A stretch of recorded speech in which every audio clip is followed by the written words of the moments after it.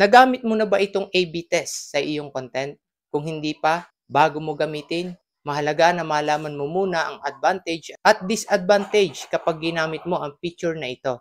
Dito muna tayo sa advantage. Sa paggamit natin itong A/B test, maaaring mas malaman kung alin ang mas effective.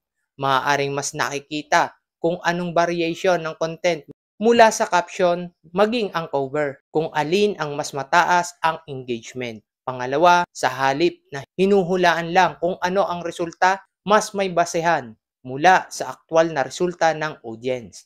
Kaya nagagawa ang data-driven decisions. Pangatlo, mas maaaring maranasan ang mataas na reach at kikitain. Kapag nahanap mo ang pinaka-effective na style ng content, mas malaki ang chance na tumaas ang views, followers, maging ang earnings. Pang-apat, mas makikilala natin ang viewers.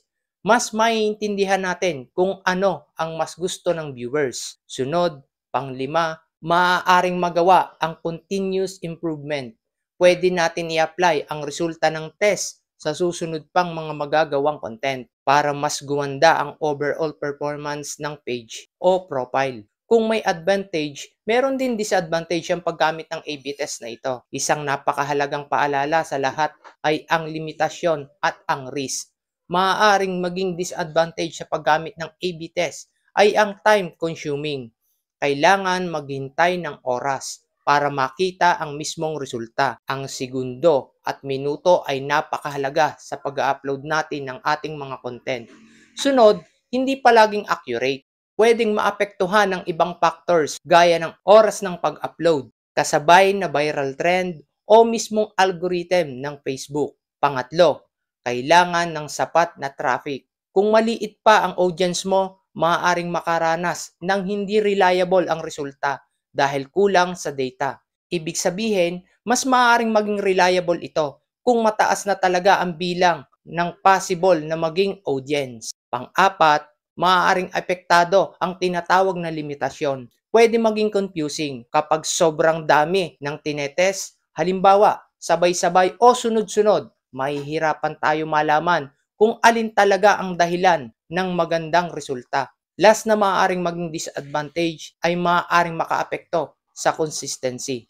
Kung palaging iba-iba ang style mo sa testing, baka malito ang mga viewers sa identity ng content mo. Example ko ito na sinubukan ko sa isa kong content. Captions ang ginawa ko dito sa A/B test. Pareho yan nakita ng viewers. Kung pareho dumaan yan sa wall ng isang viewers, maaaring isipin niya na inulit lang ang content. Maaaring hindi na niya panoorin ang isa. At hindi lang ang captions ang naitetest sa paggamit ng A/B test na ito. Hindi naman bawal ang gumamit o sumubok gawin ang A/B test na ito. Para magawa lang natin ng maayos, pumili lang tayo ng isang factor na itetest sa bawat experiment nating gagawin. Halimbawa ko ito, caption A at caption B.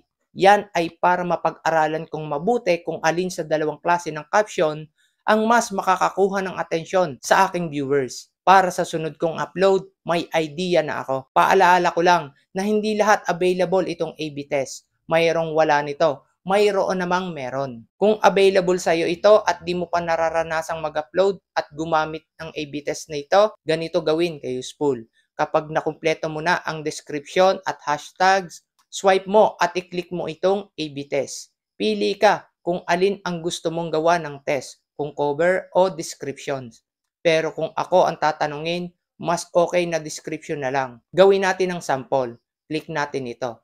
Dito, hanggang 4 na version ang pwede nating gawing description. Pero kung akong tatanungin, tama na ang 2. Itong nasa itaas na box ang ginamit kong description.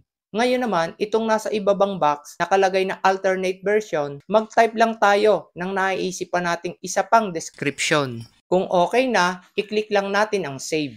Ganito ang makikita para malaman natin na active ang A/B test. May nakalagay na caption test enabled. Pwede na natin i-post. Pagka-post, may magno-notify na your A/B test for your reels has been published. Ibig sabihin, nagra-run na ang A/B test. Ngayon naman, para may check natin ang nagawa nating A/B test, punta tayo sa professional dashboard. Swipe natin at i-click natin ang tools. Swipe ulit natin at i-click na natin ang A/B test. Ito kay useful ang content. I-click natin yan.